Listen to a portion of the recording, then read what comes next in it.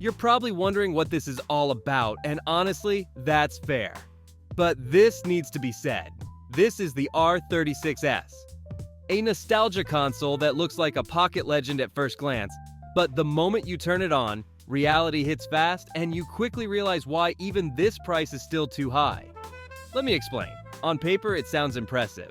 Over 20,000 games, more than 20 emulators, a Linux system, a 3.5-inch IPS display at 640 by 480, and even dual analog sticks. Sounds like a retro dream, right? The problem is that the R36S promises a lot, but only delivers so much. The screen is fine, the colors are decent, and classic retro games look okay. But under the hood, it's budget hardware doing exactly what you'd expect. PlayStation 1 runs stable, but Dreamcast and N64 are basically a lottery. Some games run smoothly, others stutter badly. This device has clear performance limits, and you feel them. Then there's everything you won't find in the product description. No built-in Wi-Fi. Yes, none at all. Updates, mods, or easy game transfers, only with adapters and extra hassle. The shell and buttons feel functional, but unmistakably low budget. Don't get me wrong, for around $40, the R36S works. It plays classics, kills time, and works as a gift or an entry point into retro gaming. But this is not a pocket beast. It's a beginner's toy. And this is where things get interesting, because there is a handheld that fixes almost all of these weaknesses. More power, better build quality, Wi-Fi, cleaner software, and still at a fair price. Which one that is, and why it might be perfect for you, I'll show you next. But before that, subscribe to the channel, because the next device actually deserves the hype.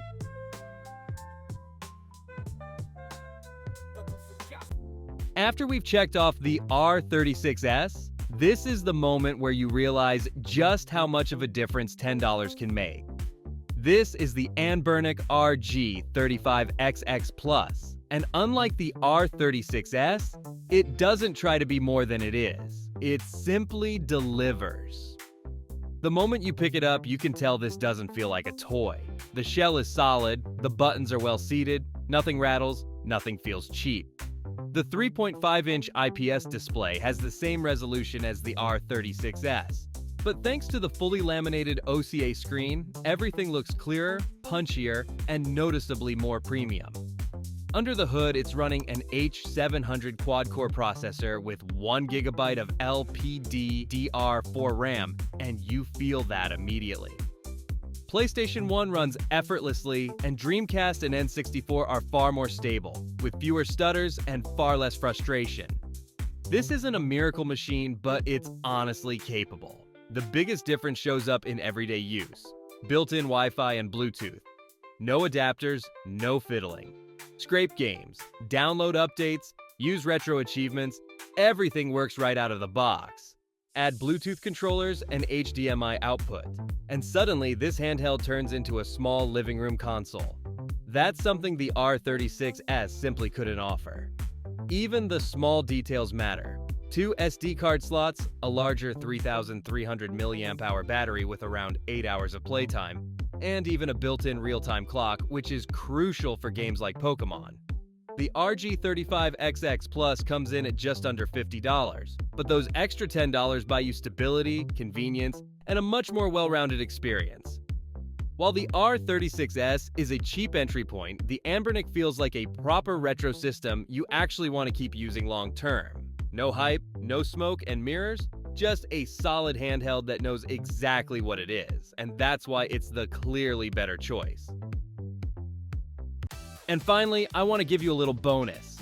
If you like the Anbernic RG35XX Plus but found yourself thinking, it's almost perfect but something's missing, then this is the upgrade that actually makes sense. This is the Anbernic RG35XX H. No new performance tier, no marketing gimmick. Just the same hardware in a form factor that simply works better. Instead of the vertical Game Boy style design, the RG35XX H goes horizontal, and that alone completely changes how it feels to play. It sits wider in your hands, balances the weight more evenly, and is noticeably more comfortable during longer sessions. And then there are the 2 analog sticks, exactly what the RG35XX Plus is missing. For systems like N64, Dreamcast, or PSP, this isn't a luxury, it's a real advantage. Camera control, 3D movement, more precise input. Suddenly these emulators feel right, not just playable. Technically, everything stays familiar. The same H700 quad-core processor, 1 GB of RAM, 64-bit Linux, identical emulator support, Wi-Fi, Bluetooth, and HDMI out.